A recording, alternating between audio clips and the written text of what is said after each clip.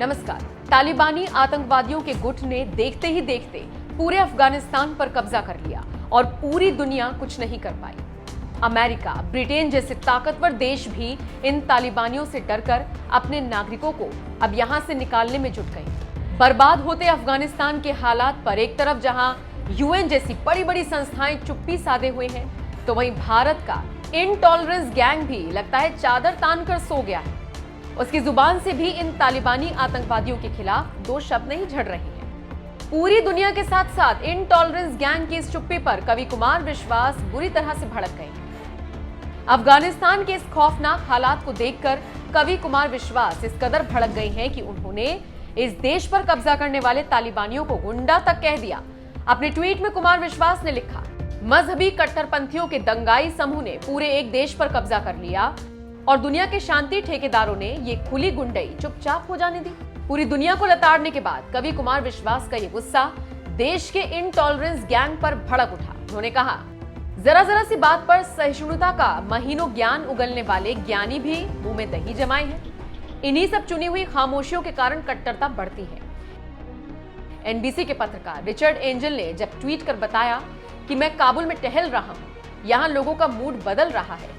लोग न सिर्फ दुखी हैं बल्कि गुस्से में भी हैं। देश को युद्ध, अराजकता और तालिबान के हवाले छोड़ने के लिए लोग अमेरिका को दोषी ठहरा रहे हैं। इस पत्रकार के ट्वीट को देखकर एक बार फिर कुमार विश्वास का गुस्सा भड़क गया।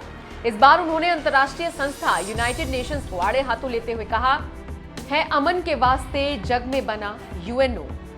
यूएसए का यू है इसमें, बाकी सबका नो ही नो। यूएन वैसे तो कश्मीर समेत कई मामलों में खूब दादागिरी दिखाता है, लेकिन अफगानिस्तान मामले में लगता है इस यूएन को भी सांप सूंघ गया है। आज अफगानिस्तान छोड़कर लोग भाग रहे हैं, लेकिन कोई इस देश की मदद करने को तैयार नहीं हो रहा है।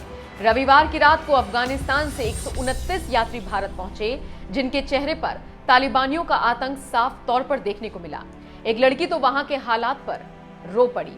I can't believe the world abandoned Afghanistan. Our friends are going to get killed. They're going to kill us. Our women are not going to have any more rights. And that's all. जिस तरह से तालिबान ने बंदूक के बल पर पूरे अफगानिस्तान पर कब्जा कर लिया है, इसके लिए लोग अमेरिका को ही जिम्मेदार मान रहे हैं, जिसने अफगानिस्तान से अपनी सेना वापस बुला ली। जिसके बाद से हालात और बिगड़ने लगे। जब तक डोनाल्ड ट्रंप अमेरिका के राष्ट्रपति थे, अफगानिस्तान में इस तरह के हालात नहीं थे, लेकिन जो बाइडेन के सत्ता में आते ही अफगानिस्तान जल उठा। खुद अमेरिका ने इस देश में बढ़ते आतंक को देखते हुए अपने नागरिकों को वहां से निकाल लिया है। जिस तरह से तालिबानी बेखौफ दिख रहे हैं, उसे देखकर आप समझ सकते हैं कि इनके अंदर किसी का डर नहीं है। यूएन जैसी तमाम अंतर्राष्ट्रीय संस्थाओं ने भी चुप्पी साध दी है। जिस तरह से इस्लामिक देश अफगानिस्तान बर्बाद हो रहा है, इसे देखकर अब तो लोग यही कह रहे हैं कि अगर मुगलों का आतंक देखना है तो एक बार अफगानिस्तान के हालात देख लीजिए। बहरहाल, अफगानिस्तान के इन हालातों के लिए आप किसे जिम्मेदार मानते हैं? अपनी राय हमें कमेंट कर जरूर बताएं।